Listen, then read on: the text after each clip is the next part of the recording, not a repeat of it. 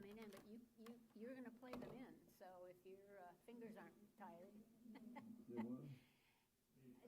They're going to be coming in, so if your fingers aren't tired, you can still go. Oh, my fingers never get tired. Everything else, my mind gets tired, feet get tired, ankles, knees, everything, the fingers never get tired.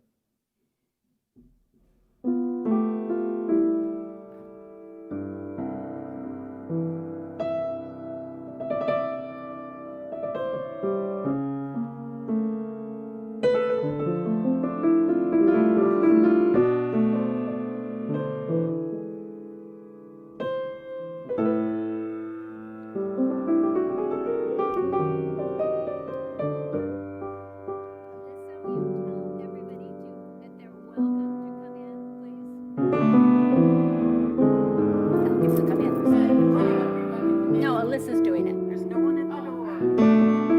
Oh, thank you. No, there's okay. Alyssa's coming in to do that. Thank you.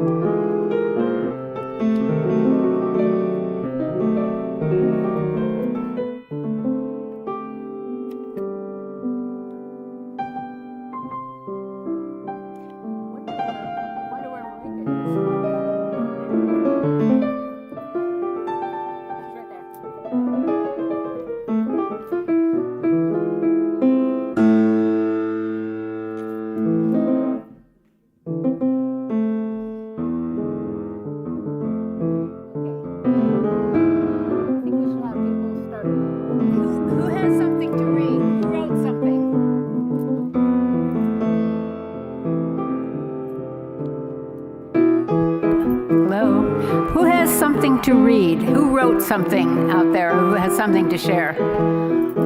Oh, come. Alyssa, you do. Who else?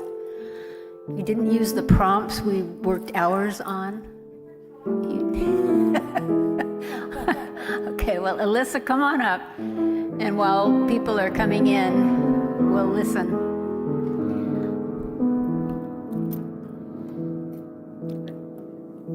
Wherever you'd like to.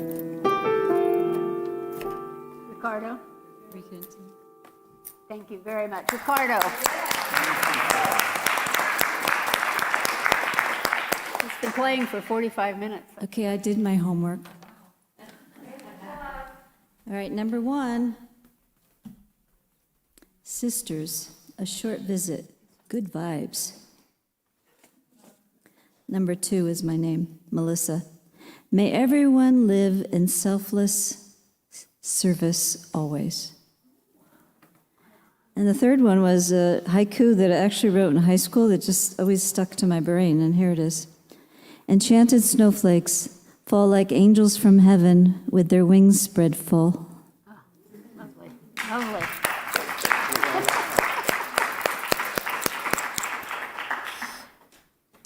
Who else? Who else has written on the? Use the microphone. Who come?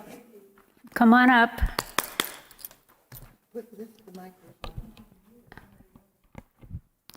Who else has some? Didn't you write something?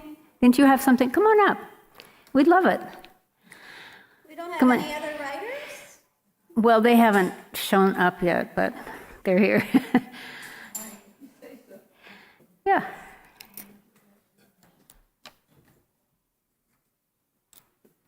And tell us your name. Ginny.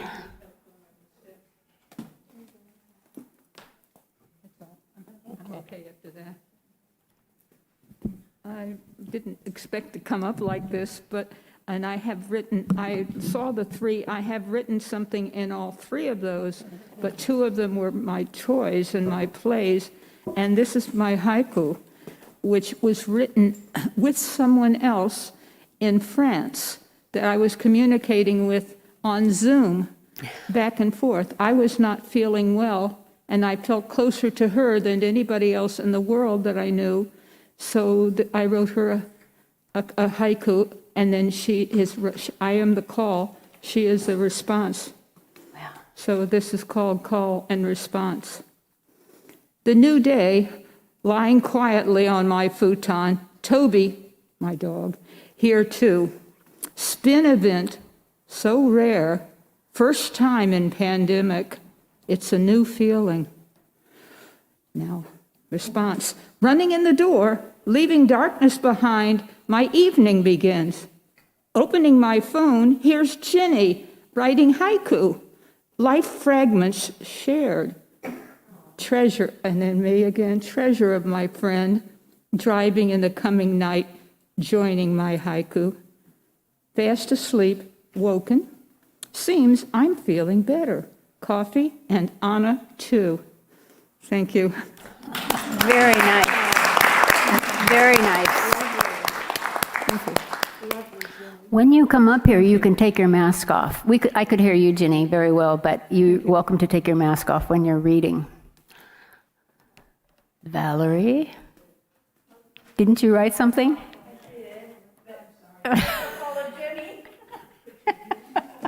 I never saw anybody's face get red as fast. No, come on. Well, welcome. Valerie is Michael's wife, and we only just met Michael, and this is part of my, because we've been Zooming, but today we got to meet his bride. We are almost newlyweds. 10 years. I love it. 11 years. 11 years. I'm a homework person, so I did all three, but I'll choose two. The 2, 5, 2, 4, 2. Summer, seaside solace, happy. And my name is Val, or Valerie. The short version is valorous and loyal. And my haiku, sunshine hits my face, laughter bursts forth from my lips. Oh, what joy and peace. Very nice.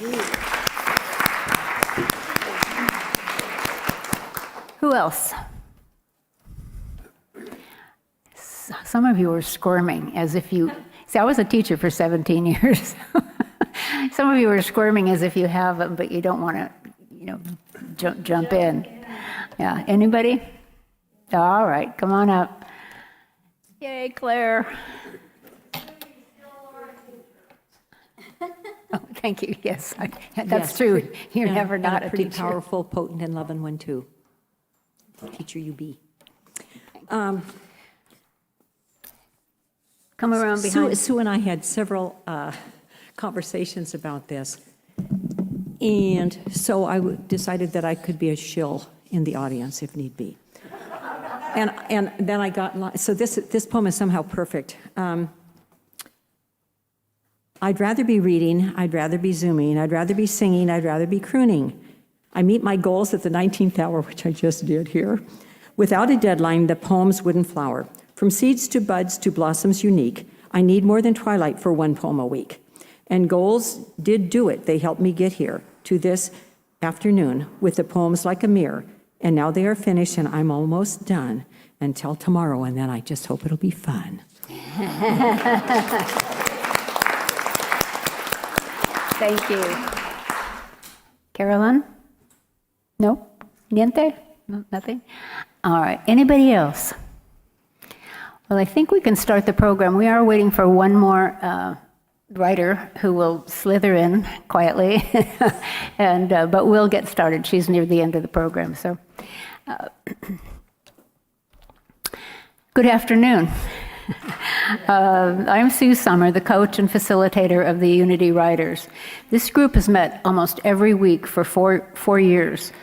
During COVID, we moved from the bridal room, which was very cozy, and to the Zoom theater.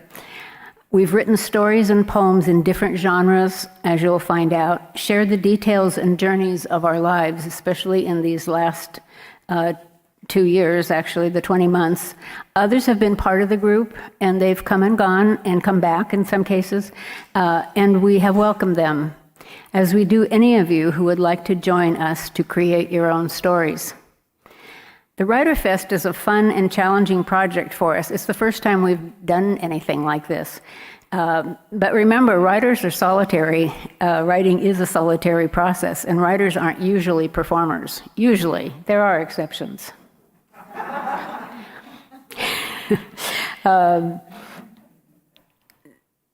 That said, we're thrilled to present our work to you.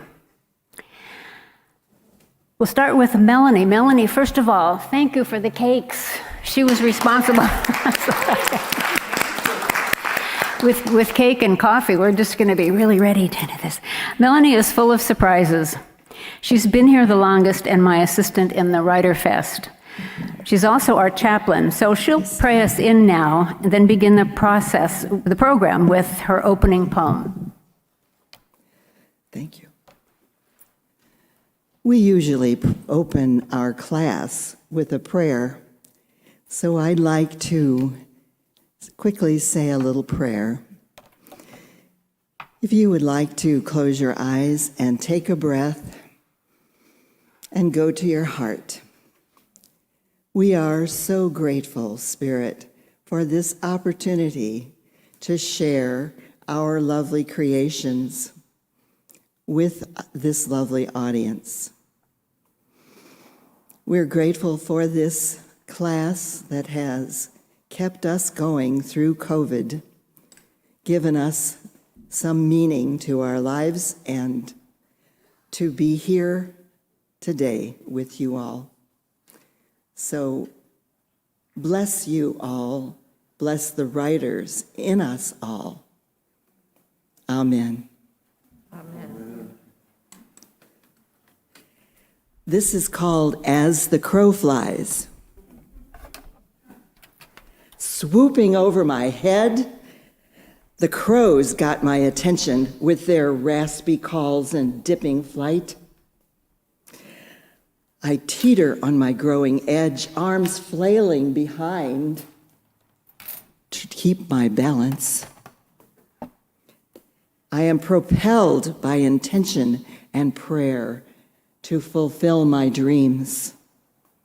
Always before I was told, go back, do this, you're not ready. Always before, I believed them when I could see the way and it was close as the crow flies.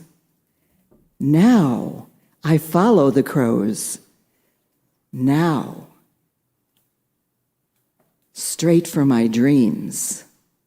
Now I am the crow.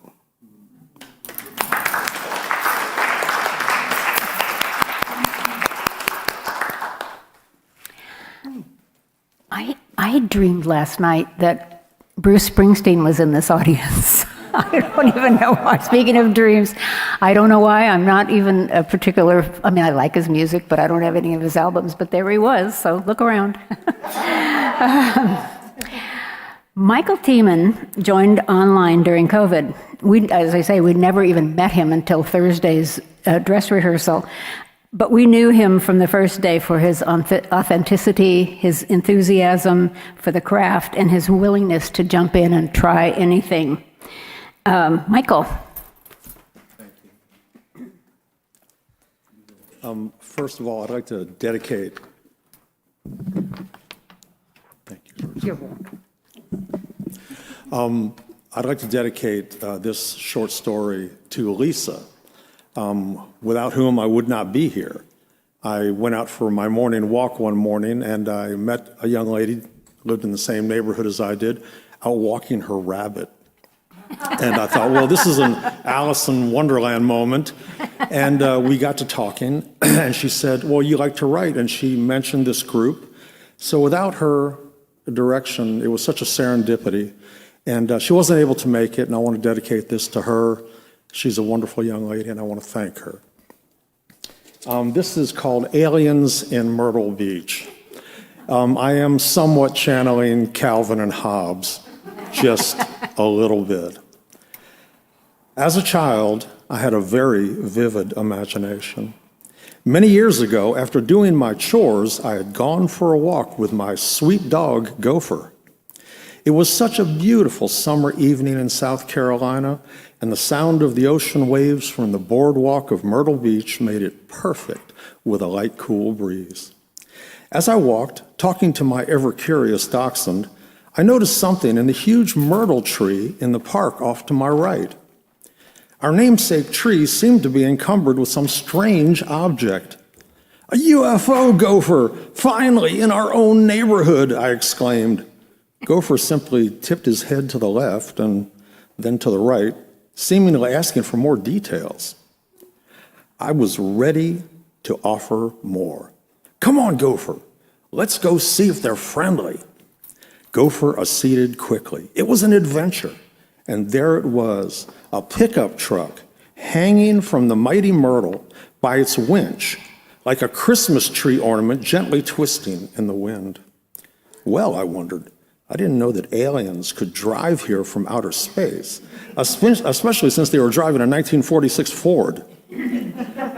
Its classic duckbill nose pointed sadly at the ground, looking like it was crying, stuck in a trap, captured on entry. A fish too big to throw back, yet completely inedible. It was then that I heard the sirens.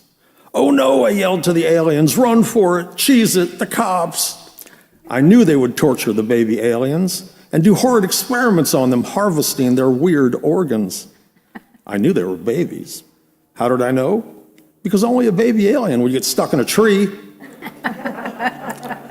I expected to see their beady little glowing red eyes looking out, begging for help. Surely they were hanging upside down in their seatbelts. Any alien in his right mind would fasten his seatbelt for the long journey through space, wouldn't he? I assured myself. I knew I had to do something quickly. The sirens were getting closer, and then it struck me. I must climb the tree and save the aliens. I'd seen E.T. I could hide them. I could protect them. I could outsmart the officers and men in black. I was my own hero. Gopher looked at me anxiously. "We can do this," I heard him say, though it sounded like a bark. One becomes attuned to these things. Maybe the aliens spoke dog, and Gopher was calling them.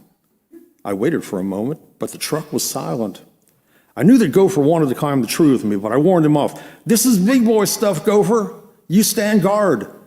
I was up the tree in a moment, but the truck was empty. "They've escaped," I shouted to Gopher, and he shouted back, "Be careful, my captain." I nodded humbly. That's when the police rolled up, and I froze. "Hey, Bill, those damn kids are at it again. I'm getting really tired of their practical jokes." That's when I slipped and fell to the ground with a thud. I couldn't run and leave Gopher to the hostiles. They had him by the leash. I knew he'd crack under pressure. One day, without kibbles and bits, he'd squeal like a chew toy. I stood tentatively and brushed myself off while the police looked on. "Hey, Mike, what are you doing?" The cop looked me up and down. "I was just curious, that's all," I spoke. "Well, it's not safe, so take your dog and go home." I grabbed Gopher and off we went. We spent weeks looking for those little aliens, but we never found them. I'm just glad that they got away. None of my friends in second grade believed me, and my mom just laughed.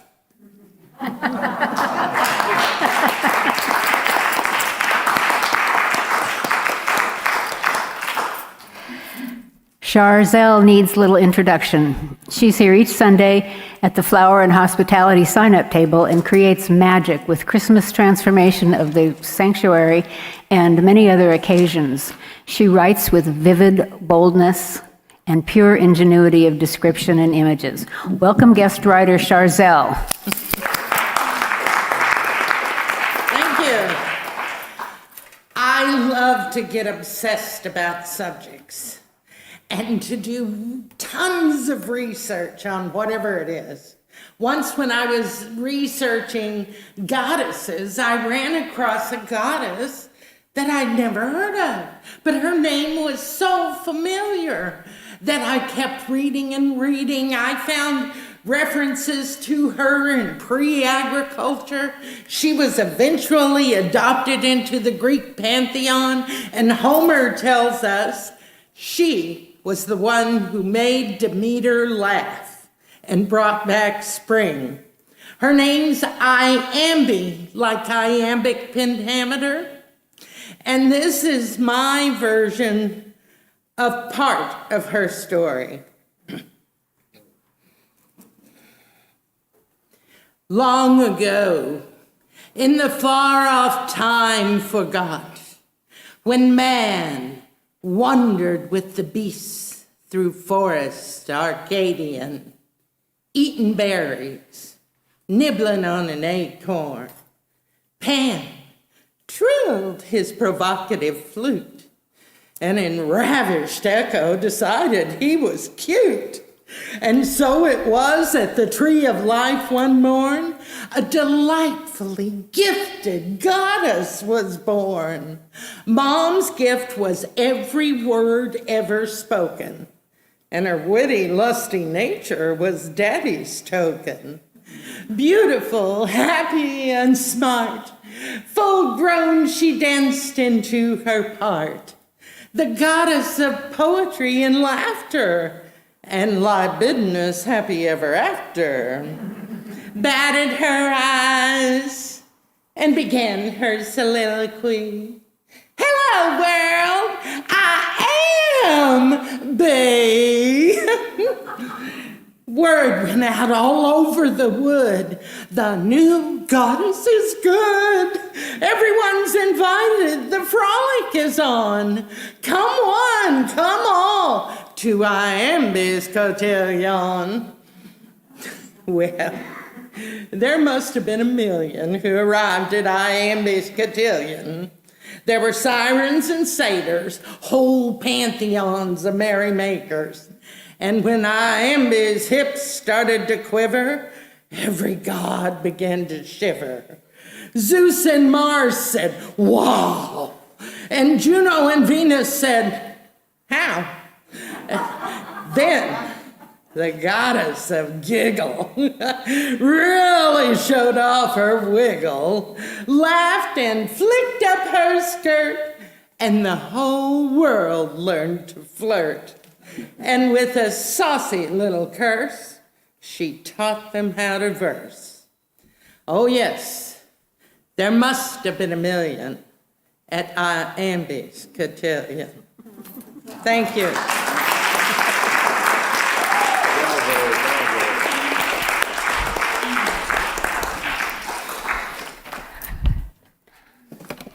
My story is an excerpt from a piece I'm writing about having grown up in Los Angeles. You'll probably learn something about me that may or may not surprise you. Point your toes, girls, feet together at an angle, stand side by side. Put your hands on your hips this time, okay? Ready? Smile, Patty. Flash, clip, click, pop out the hot blue bulb. We posed, my sister and I, feet together. No serendipitous snapshots, no unplanned, caught in the moment documentaries. Not us. We postured as we had been told to do so in nearly every photo my mother took of us. Mom wasn't particularly artsy, And in the early 50s, film and those flash bulbs were expensive, as was the processing. So she was careful to get the photos just right. This time we stood modeling our new Easter outfits. Identical, even though we are 2 years apart in age. Crisp new dresses, white gloves, straw hats, navy pinstriped spring coats, our shiny patent leather Mary Janes, toes pointed. Our maternal grandmother in Chicago would ship large gift-stuffed boxes to us 3 or 4 times a year. They were filled with several major gifts like dolls or clothing, and also many trinkets and treasures Grandma would find on her neighborhood forays around Halsted Street. I remember charms, little beaded purses, bedside lamps, which I actually still have in my bedroom, colorful hair barrettes, cowgirl outfits of red vests, skirts, and matching hats, Reed's lollipops with their famous loop handles, root beer and cinnamon, trading cards of flowers, girls in traditional international costumes, birds, cards, comb, brush, and mirror sets, always 2 of everything. How we loved when those treasure boxes arrived. In June, the magical box was delivered in time for my 6th birthday. Inside, among other prizes, were white posy printed frocks edged in minuscule lavender rickrack. 2 weeks later, Patty and I dressed in them and donned our Easter hats, debuting the special dresses as little guests at our first wedding. Point your toes and put your feet together, Susie. Feet can look so awkward in a photo, Mom reminded us as we posed, ready to depart at our front door. Patty, move next to your sister. Both of you now, hold still. We stood in our ironed piqué dresses, the waffle fabric embedded with tiny flower clusters of butter yellow, pink, and cornflower, pointed our toes, set our feet at an angle, and waited for Mom to snap history. Later that day, at the sun-filled reception, the ceremony was complete. The adults were relaxed, cocktails in hand, enjoying the festivity at the tables set around the centerpiece of the backyard, a lovely fountained fish pond. As can happen with well-behaved children, after a wedding, the young ones got comfortable. Boys' jackets were off and ties lapsed askew. Shirt tails hung outside waistbands, girls' socks scrunched down around their heels. So it was then that we children seized upon the merry mood and took some behavioral liberties. As for me, decorum left as I ran with the disheveled little boys, racing around the blue-tiled rim of the fountain, my straw hat hanging by an elastic strap and flying behind me, a tomboy in starch. My parents watched, comfortable in their cluster of friends. Mom had cautioned me of the dangers, but my inner adventurer demanded just one more go-around. I rounded the first curve when my Mary Janes failed my foot grip. Of course, I fell in, starch and all. As I lurched toward the water, what I remember most was not worrying about getting injured or scolded, but hoping above all that I wouldn't hurt the fish when I landed in their domain. It's a good thing Mom didn't have her camera to nab the photo. I'd never have lived it down. Besides, my feet were not together, and my toes most certainly were not pointed.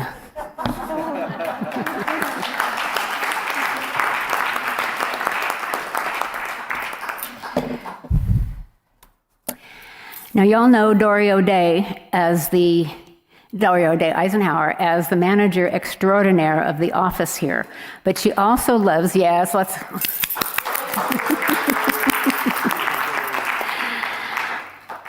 But she also loves to write, to act, to create jewelry and things and more. And we're happy to have her in our workshop. Dory?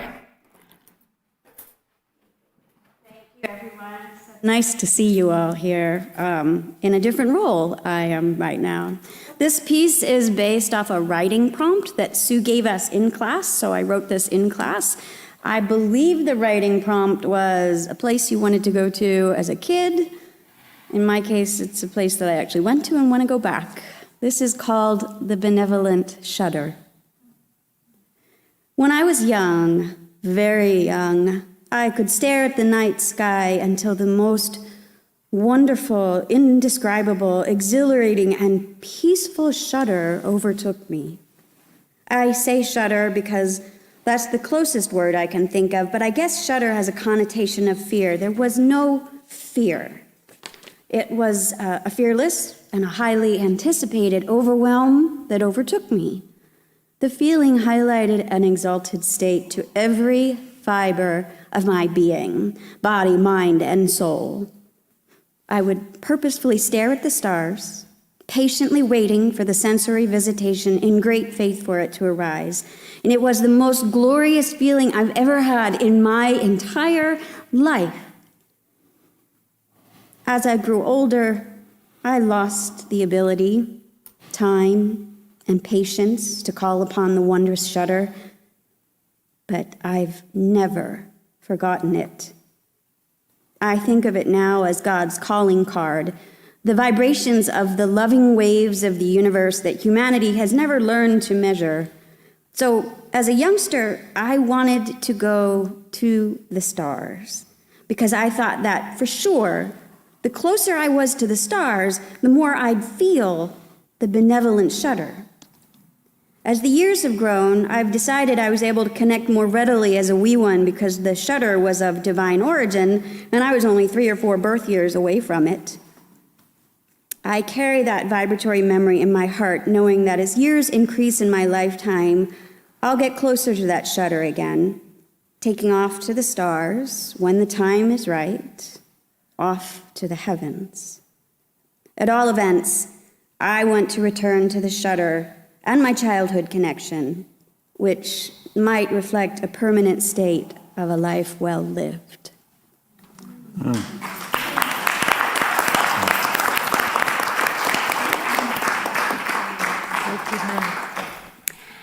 To tell us about his special name songs is Ricardo Moncrief, an enigma.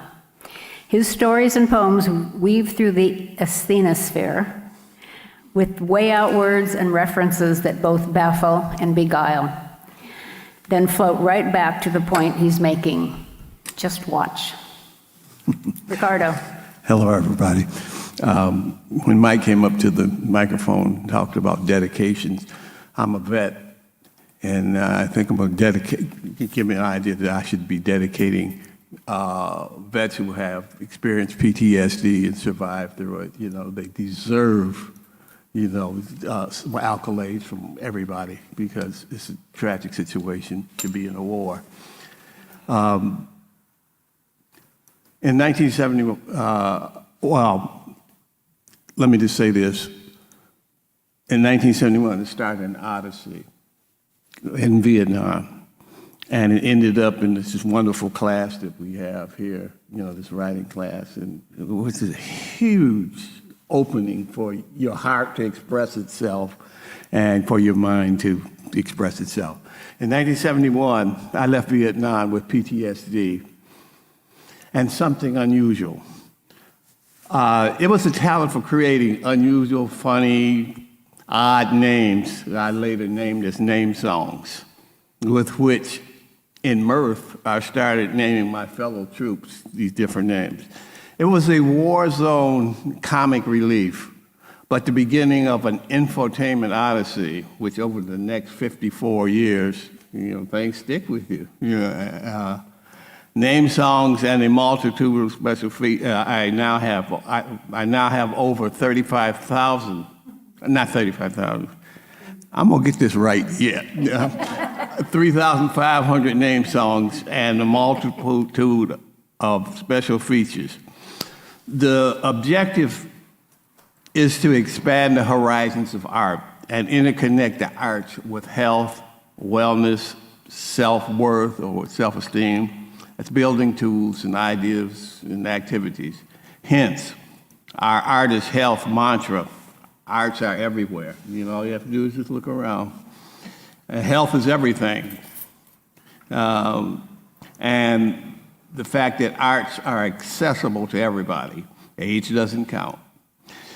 It includes everything from quilting for seniors, you know, to reviving recipes. You know, you fool around with certain stuff. Our objective is to make it an art form and take ownership of it. The universe of Madam Flood Puppy is definitely an outside-the-box odyssey that focuses on a huge reservoir of name songs. Madam's special kiss, KISS, is knowledge infotainment sweet spots. It is reminders and messages. And today with the COVID thing, we have to be really alert. Madam's chronicle of prosody. I don't know if that's a new word or not, but you know, it's like if you don't know whether it's poetry, verse, stream of consciousness, or just utterance, or just mumbling, you know. Yeah, or tiny tales, or what I call definitions or sayings.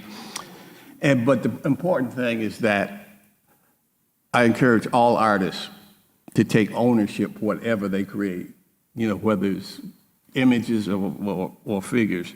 Then there are performance arts, music, songs, dance, theater, culinary arts like Madam's Boy and Girl Gumbo. You know, we throw together something and call it your own, you know, and it's an art form. Reduced sugar, sweet potato pie, and visual and fine arts used for messaging. Even turning athletic skills and routines into a form of art, diving, aerobics, and dancing, sculpturing one's body, and what I used to say is, you know, even the jump shot, when I demonstrate, you know, jump shot, it has form and it has grace. Why not call it an art form? Mm-hmm. The point is, art and health. Art is health is something that we all can realize if we take ownership of our arts and attach the health issues to it. To give you just one example of a name song, Senorita Dustyfoot, her thing is around dancing. And her messages there are more than 26 health attributes, you know, tied to dancing. Everything from flexibility to balance to clear thinking and whatnot. Prince Zombie Waffle, he talks about, you know, the calories in thick waffles and the calories in thin waffles if you want managing your weight. And Mortimer Del Specie talks about, you know, depression light, you know, how you can exercise and do different things to ward off the impact of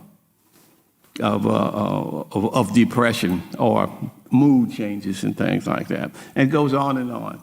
So what I'm saying is there's like over 3,000 of these messages. Just really hunting for a publisher, you know. And that goes on. But at last, one of my favorites is when, you know, Flood Puppy meets Shakespeare and JFK. And it goes, when in sessions of sweet silent thought, I summon up remembrances of things past, and beseech thee for those treats I really sought, like a BLT passing my hungry. Ask not what your appetite can do for you, but what you can do for your appetite.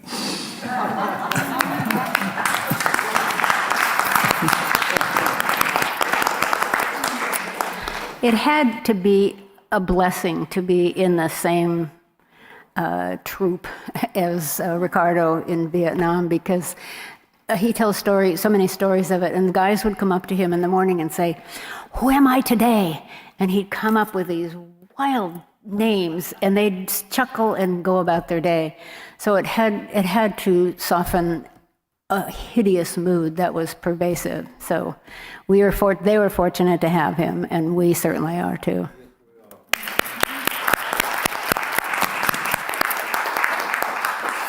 Making her grand entrance is the newest member of our group, and really, Marika, what, 6 weeks, 8 weeks, has been here, and so let me introduce her. Marika Paez-Wiesen, as a teacher and writer and mom, still has kids living at home, brings a different perspective to our prompts and works. We're happy she's joined us. She'll read 2 poems that she's created. So, Marika?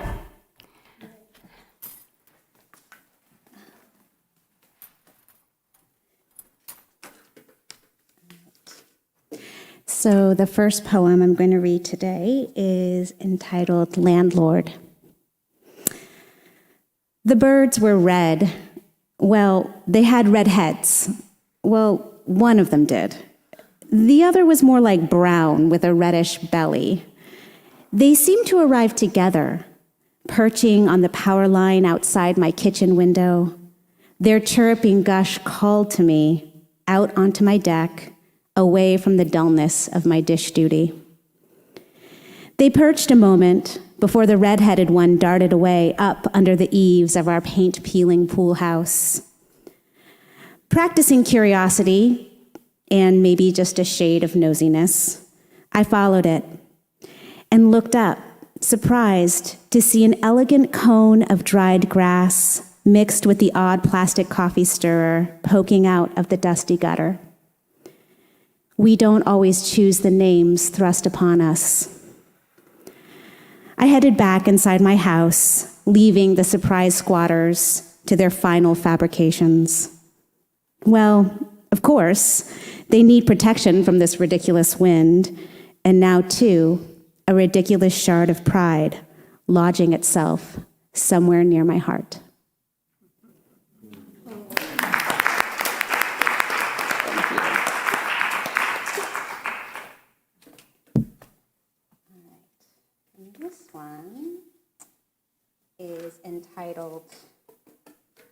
This one is entitled Responsibility. Every time I get into my van and start the ignition, the operating system conveys an elaborate warning, requiring me to assent to the understanding that I alone am responsible for everything. For operating the vehicle safely, for not killing myself, my kids, the neighbor's dog. I'm responsible for the case of Gatorade that slides over the granola bar wrappers in the trunk when I take a right turn too sharply, the snacks not eaten, the dinner, and the cleanup. I'm responsible for the bruises, the scrapes, the holy hecks, and worse than that my kids yelp out at the most inopportune moments. I'm responsible for that one time, it may have been 2, that I completely lost it, pulling over to the side of the road, making both kids get out and sit on the hot sidewalk while I paced hard to cool off. I'm responsible for the plants that never got watered, the coffee pot that got left on too long, and the tide of dishes that will never stop piling up in the sink. I must also be responsible for the sun shining too brightly in that man's eyes, and the sliver of moon that's surreptitiously sleeping it off in the mid-morning sky. If I'm being totally honest, I'm also probably responsible for noise pollution, light pollution, and almost definitely contributing as much to the problem as to the solution. I'm responsible for the smell that's emanating from the trash can that I'm hoping we might just be able to squeeze one more meal's worth of packaging into. Oh, I'm responsible for that big floating pile of plastic in the sea, too. If I want to leave my driveway today, any day, I have to acknowledge that the driver of this vehicle assumes responsibility.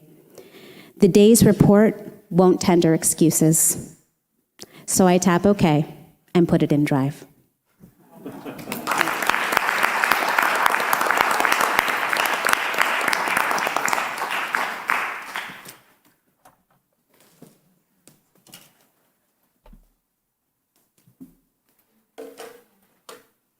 It's been so wonderful to get to know these people and to be in such an atmosphere of trust.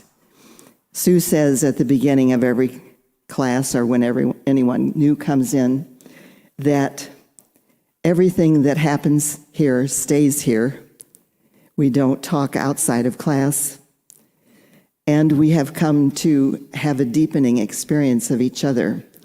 So I have been very grateful to be able to share my stories and get to know my classmates so deeply. And their quirks. Ricardo graced me with a name song. Melanie, And- hold on 1 second. Beg your pardon? We've got the jazz man left his radio on. He's She phoning. used to be in the class. It's Eleanor. It's who? My apologies, I thought I had cut it off. It's the love of his life. All right. So after he gets to know you pretty well, he'll maybe give you a name song. Yeah? Mine is Touchstone Mama. This story is entitled Someone Following Me. It's a memoir, and it's fun to write memories. A Girl Scout meeting after school has me leaving later than usual, but I'm not alone on the 5-block walk home. Curtis Huffman and his friend Waldemar Schubert are just getting out of band practice. Waldemar, a German student, is the tallest boy in my class. I'm sorry, I don't know how to work with that. At least it's a good song, right? Good music. Curtis, a hefty redhead, plays tuba in our school band. Both of them are larger than I. I don't know them except at school. They see me and head toward me. We're walking this way. We'll walk you home, I hear Curtis say. I nod, not looking directly at them. I walk on, but they don't catch up with me. I glance back. I can hear them disagreeing about something as they match my pace about 20 feet behind. I don't like them following me and arguing. I quicken my step and look for an out. No friendly neighbors along this route. I would have to cut across a big yard to access a front door. The boys would see me take that turn. Better to continue nonchalantly rather than letting them know I'm apprehensive. I've never seen them walk this way before. Usually my sister is with me, a third grader, a lot of good she would do. Then I hear what they're saying. I saw her first, Waldemar says. Well, I'm in her class, says Curtis. She looked directly at me today and smiled, says Waldemar. She talks with me every day in class, Curtis says. This is getting dangerous, I say to myself. What are they up to? I'm embarrassed and shy and a little frightened. We reach the alley where I usually turn, but I go on the half block to my street. I don't want to be behind the houses with them. I always thought they were nice boys. The bickering continues, and now they are coming closer. I have just about had enough. When we reach my street corner just a block from my home, I turn to them and say, well, my house is just up there. You can go home now. They look at each other and Curtis says, I want to walk you all the way there. Waldemar nods, looking at Curtis somewhat defiantly. Okay, I say, and walk on quietly. They move to either side of me, and we march up the sidewalk to my house, and then they escort me up the stairs. I turn to them and look. They're both perspiring and a bit red in the face. Feeling safer, I say, would you like a glass of water before you go home? They are going home. Yes, they're both thirsty. I invite them to sit on the swing and wait while I go in the house to get the water. They take possession of the swing. In the kitchen, I prepare a tray of 3 waters and tell my mother about this strange experience. Would you like me to meet them, she asks me. I nod yes vigorously.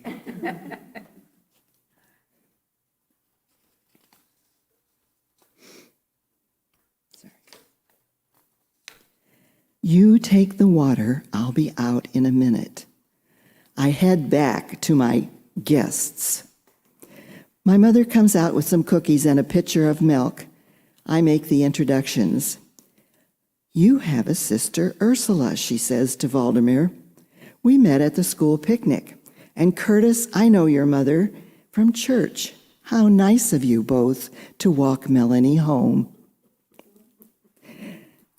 Thank you, Mother, I say to myself.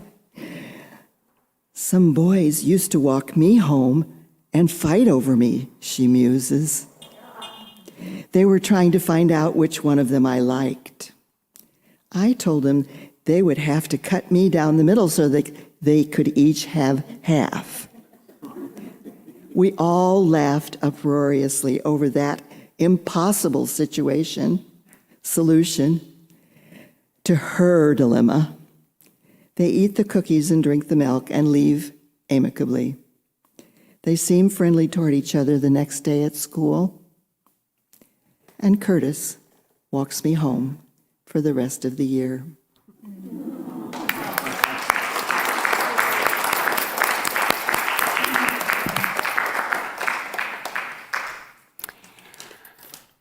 Blank verse is one of the most common poetic forms.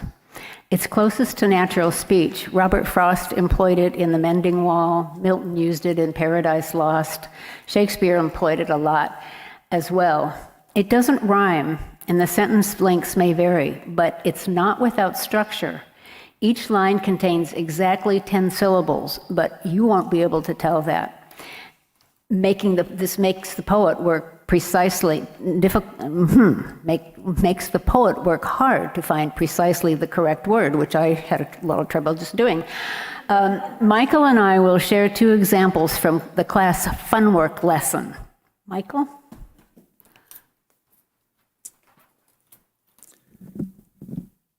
This poem is called Broken Light.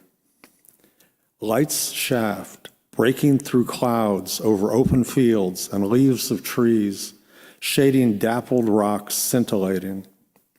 Life between the cradle and the grave I see, a message-speaking codex primal truth, sacred stone, riverbed, ancient trees. The birds announce my part in the script. I forget my lines in wonder, stunned to silence, a transported soul in blessed solitude among so many priceless souls, freedom of the invisible made visible. What are you saying through filtered forest that rings so true, touching my heart?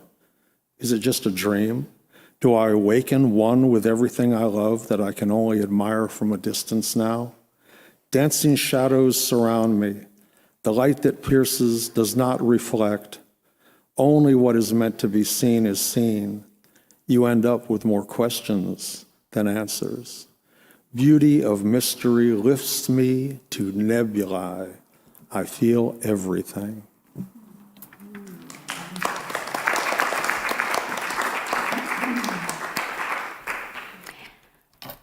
Unity's principles are somewhat based on practical Christianity and on, of course, Tim's talk this morning, Reverend Tim's talk this morning. This is the kind of practical side of it. It's called All on a Summer's Day. I leave my driveway, open the sunroof, surveying the colors planted in my front garden. Purple mum, rust red maple, a gardenia in fragrant, stark white bloom. Contented, I sway onto the freeway, the sun pouring gloriously over the mountain to the west and the small hill to the east near the harbor. Coastal palms arching toward the water. Halyard lines on the boats clang gentle music in the warmth of a summer day. A vacation dalliance, a short drive to a nearby town. A peaceful journey. I am content. Except that as I edge toward the off-ramp, a darkness looms over my driver's side. A huge truck hides the sun, its wheels more than half the height of my car. The ramp clogs like damp sand in an hourglass. Cars line up to exit. the traffic light changes again and yet again. Stop, go. Patience, I calmly repeat the mantra I use in situations such as these. I choose peace instead of this. And it works. Until a large car stops right lane traffic on the freeway. The guy has flown along with speedy traffic till the last minute, then has shoved his self-centered, greedy way onto the off-ramp, cheating those of us who, swearing by now, I'm sure, have waited through 4 red-green lights. Steam forms in my brain. Then a pickup repeats the dastardly crime, and yet still another gigantic family car goads its selfish way in. Frustration and fury, and my mantra changes quite dramatically as I roll down the window, and at this juncture I shout, "Wait your turn with the rest of us, jackass!"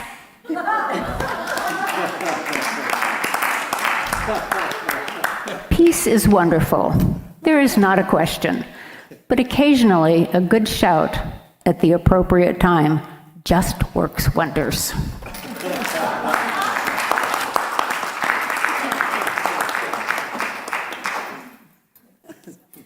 How do you follow that? This is an excerpt from a larger piece that I'm working on. On November 5th of 1996, I was called to the hospital with my 3 siblings. The nurses had told us that my mother would probably not make it through the night, and would we all like to be there? So of course we did.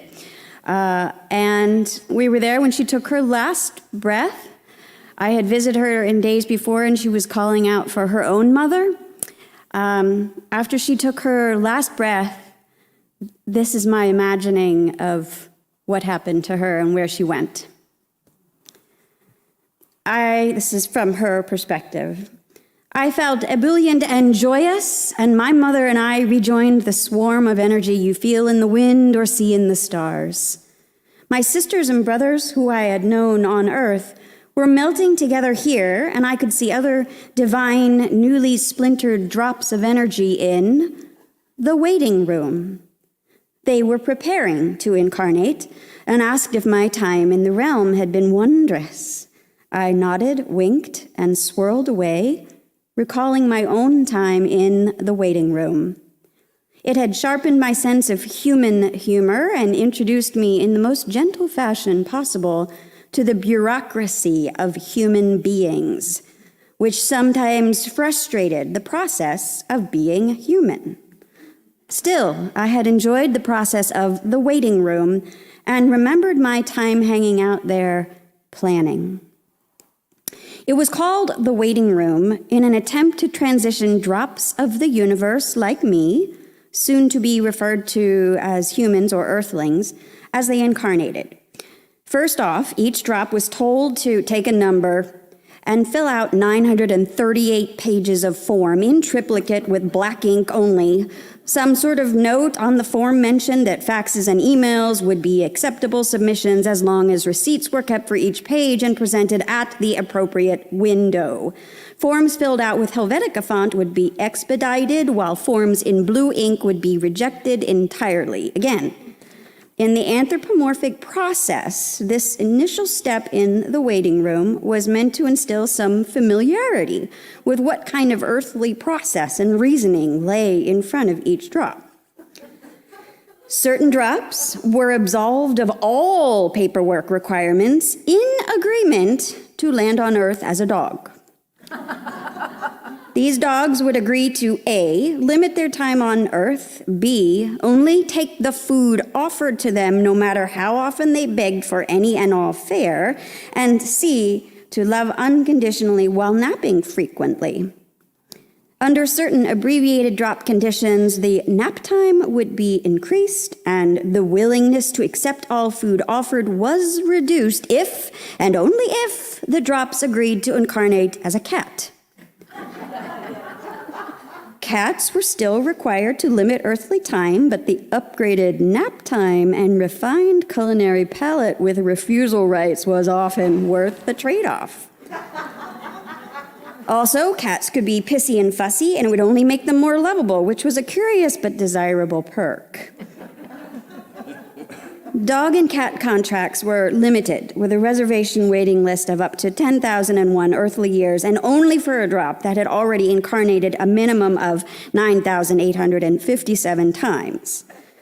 It was a coveted drop contract and totally worth it.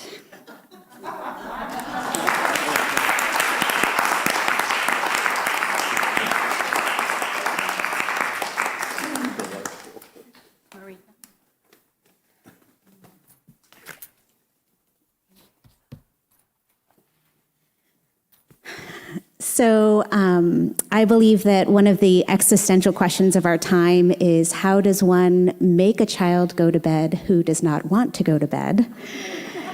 And this is a vignette of one such moment at our house titled "Stops My Heart." Okay. My 6-year-old mounts her bed in a 2-part process. Her legs are too short for a more traditional method. First, she flops her stomach on with arms splayed up. Then she shimmies her hips and her knees up while hauling herself up by her hands. A free solo mountain climb across the pink and aqua comforter to the head of her bed, if you will. "Mom," she starts when she gets to the top and starts scooching her legs under the covers. "Wouldn't it be sad if you weren't here anymore? Like if you got on the wrong plane and just never came back?" She sniffs for a moment, the thought becoming suddenly real. Then her face crumples completely and she starts to sob softly. "It's so sad, Mommy. I don't want to think about it. But now that I've said it, I can't stop. I can't not think about it." I'm kneeling by her bed and she lifts my arm, plopping my hand on her forehead. Can you please just bang it out of my head?" She plonks my hand on her head harder and harder, and now she's starting to smile a little. "You're really good at that," she giggles. I take my hand back, and she rolls onto her left side toward me, cuddling her kitty cat lovey, Marie. She shuts her eyes tightly and shouts, "Cupcakes! Cotton candy! Christmas!" I grin and lean in. I know this game. Hawaii. Her eyes shoot open and she gasps with glee. "Yes! Oh my gosh, Hawaii! Warm sand and warm goody sun." She's rolling back and forth with glee, in rapture. "And bogey boards." Wait. She stops rolling, brow crinkling. "Are they called bogey boards or surfboards?" She's saying bogey boards, like she's a Top Gun pilot and ready to take down a MiG-28. I begin a response, and she just goes on. "No, bogey boards are the ones I like. Surfboards are the ones I hate. Surfboards are the ones you have to stand up on. The other ones you can just lay on, and it's so fun." "Well," I say, pulling up her comforter and tucking it softly around her shoulders, "you don't like them now when you're 6. Surfboards aren't for 6s, but maybe when you're 16. 16, she exclaims, sitting up straight in her bed. "Wait, Mommy, do that in hundreds, tens, and ones. Like, pretend you have a hundreds row," her arm moves up and down, "and a tens, another up and down, and ones, same gesture. Okay," she gets her Alex Trebek game show voice ready. "Hundreds." She looks expectantly at me. 0? Right. 10s. She points to me. 1? Yep, good. 1s? 6? Right. Now let's do a harder one. What if I had 10,236? I take a deep breath, and my lips close into that sideways smile that moms use when the hammer is coming down, but it's a soft hammer. It's time to go to sleep. "No, please, just do this one." "Nope, it's time. We can do some more math tomorrow." She sighs, aggrieved, and nestles in closer to Marie, a faint pout on her face. "Fine, but you're mean." I can't help but smile. This little love, so big, so full. I lean in and kiss her goodnight.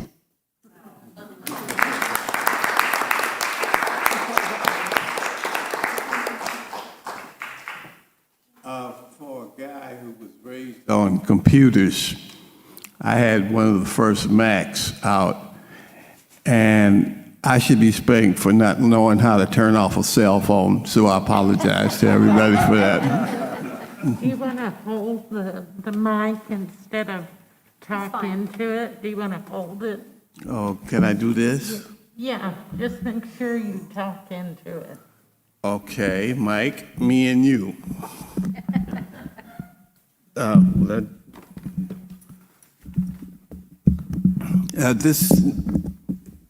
This next thing is called impeachment. And, thank you, darling. That sounds good to me. It's impeachment by couple of my name songs, Dapper Benny Bam Bam, Wah Wah Latouche, Incremental Moses, and the Cowabunga Kitty Litterers. And they talk about impeachment. Did Mama impeach her hubby? Yeah. Did the mouse impeach the cat? Yeah. Did the worm impeach the hook? Sure. The clouds impeach the elusive heavens? Could be. Night impeach the bluishness of yonder? Oh. The pyramids impeach the dalliance of the pharaohs? Yeah. Did spirituality impeach soul inflictions? Sure did. Did evolution impeach biostratification? Oh, that's funny. Well, don't think about that. The sun impeached the planet Pluto? Damn right. Did time impeach all the quantum particles that didn't have anything to do? Yes. Did orbits impeach gravity? You betcha. Did vaccinations impeach COVID? Let's see.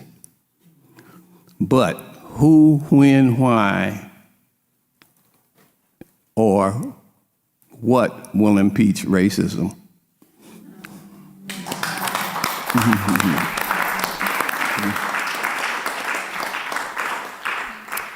Well, we have come to what we call the grand finale.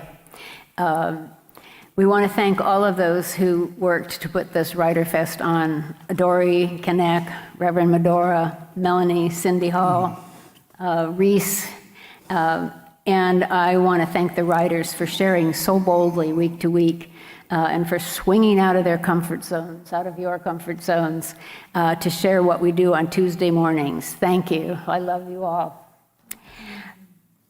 We're going to ask you, as is done in a symphony, not to applaud after every poem. We're just going to go, until the finale is evident.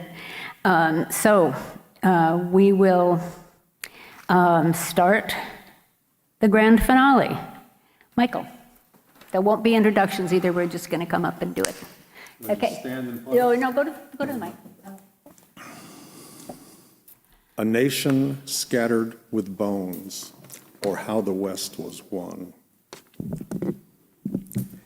Freeways over graves, schools of deadly progress where children freely play, where slavery's stinking sweat feeds sweet peas and blue bonnets, skulls of buffalo dissolved to dust with starving Indians, railroads whistle screaming Chinese death, land of the free, sins of the fathers, long shadows on dry deserts and paved cities, forgotten echoes of ghosts longing for justice. There will be a day of reckoning someday.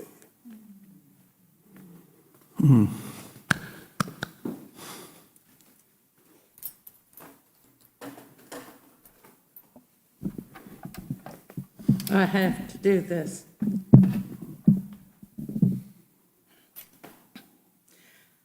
This is juice.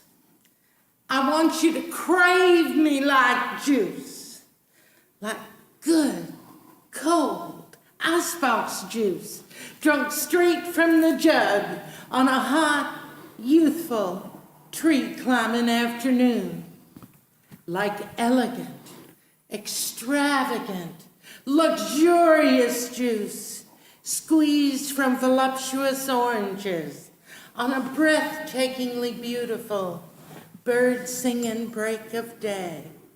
Like sweet, cold salvation juice, soothing your dirt road of a throat on a mean, dry, hungover mouth morning.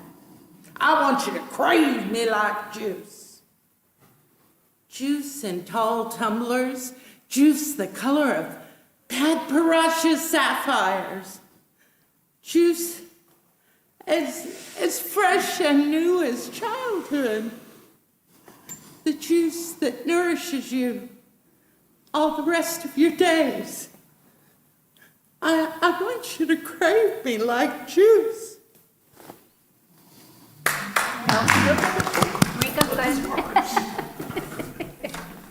Oh, I'm sorry. Here.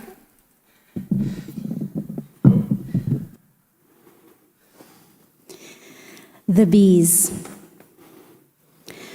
The bees are tumbling out of the magnolias today, a delicate deportation. They linger, undeterred, famished, in mesmeric, drunken adagio.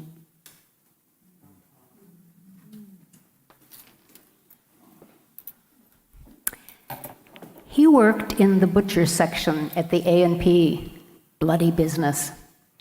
50 yards away, she sold strudel, sticky cookies and cakes. Her favorite? Chocolate devil layers of fudge. Eating enough half-price day-olds to dull only slightly her savage sweet tooth. From her, I inherited the gift of geniality, of making guests comfortable, the aptitude of gab, and of fashioning things, catching her late into the night stitching little girl costumes, pleated white taffeta skirts and red vests, satin striping on the pillbox hats, just hours before our tap dance recital. Of improvising to create and to repair anything, except for the hair I cut off my favorite doll. A wicked craving for sweets, mostly chocolate, in particular, 70% with walnuts. From him, I absorbed a flair for languages and the love of travel. He flew to uncharted Finland in the early 50s, after all. His passion for planting rust-tones chrysanthemums he favored, though I fancied the buttery yellows. His love of artistry and design, and a healthy dose of racism as well, which I refuted early on, carping at him about it until his death at 99. They were quite a pair, my mother, first loving, then simply tolerating him, his flying German temper, offhanded sexist asides. Stand my ground, he'd snip, with 3 women against me in my own house, his eyes twinkling at the joke. She staying for the sake of the children, he being unaware, if not indifferent. They made it work, though, made it fit, and in the last 10 of their 50-plus years together, they were content, easy with the inevitability of each other, if not altogether smitten.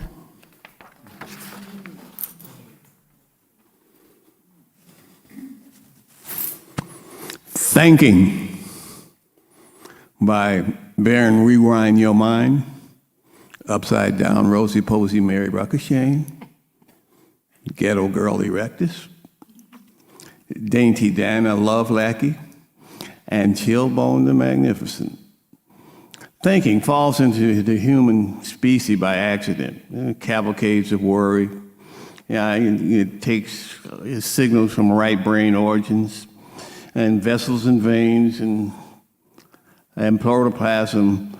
They all explore these directions. Where to go, what to do, gotta think. Thinking is an always. Again, thinking is an always. Mislabeled or mute toot, it's random, it's tactical or greasy, it's frolic worthy, it's formless, it's oxymoronic, it can be catty, and like a kiss that grows hair and giggles up hairstyle. Why think?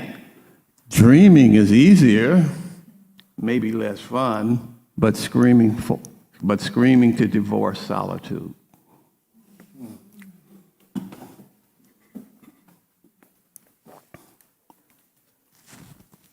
Peanut Butter Men, dedicated to my sister Jane. The spherical confectioner's delight, rotund with sugar and peanut butter, produced by my sister's hands and born from a family recipe, tempted my mother's culinary desire for sugar, and then some more sugar. As the platter of spherical peanut butter fudge emerged from the kitchen, she descended upon the pancreatic nemesis with eyes aglow and a contemplative smirk. Before studying the bite-sized globes of sweetness, she paused and impishly announced, "A lot of little peanut butter men lost their lives today." And then she ate the peanut butter balls.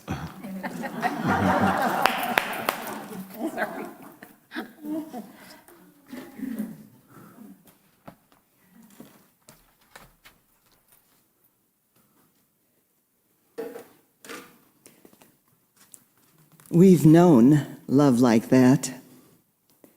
Tiny black clustered bubbles of tart sweetness burst in my mouth. Purple juices run down my fingers, mix with blood from tiny pricks of tiny needles behind green leaves.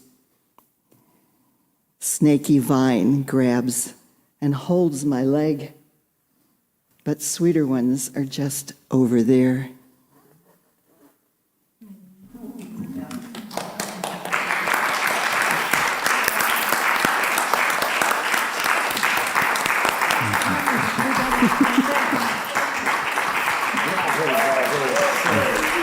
Okay, 1, 2, 3. And thank you to Sue. Yes, thank you. Thank you. I want to stand here for Unity in Marin. For those of you who don't know me, I'm the Reverend Medora Gordon. I'm the Emeritus Minister here. I know almost all of you, but thank you for this wonderful day.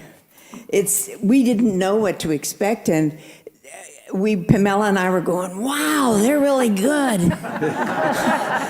And wow, you really are good. So thank you again. Thank you, Sue, and I hope that we will see and hear more from all of you. Thank you. We'd love to do this again. Thank you all for coming. It's been great. You're a great audience. Nobody was nervous. Bruce Springsteen, I don't know where he went, but we did not need him. We didn't need him. We don't need no. Anyway, thank you all. Bless you for coming. Have a wonderful rest of the day. Thank you.